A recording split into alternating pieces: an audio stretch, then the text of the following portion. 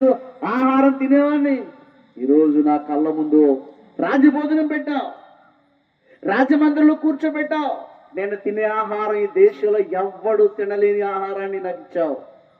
నేను నేను నేను వాడుతున్న వాహనం ఎవడు, నేను ఎక్కుతున్న రథం ఎవడు ఎక్కలేడు.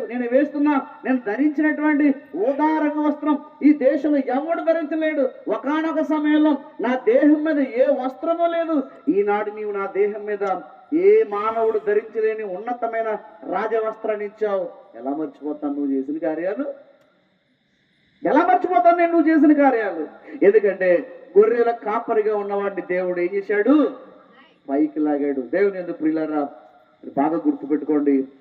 దేవుడు చేసిన ఆశ్చర్య కార్యాలని, ఆ కార్యాలను బట్టి మనం ప్రభు నామని ఏం చేయాలి? చివరి మాట, ఈరోజు మన అంశం ఏంటి? మనం దేవునికి ఎందుకు కృతజ్ఞత చెల్లించాలి?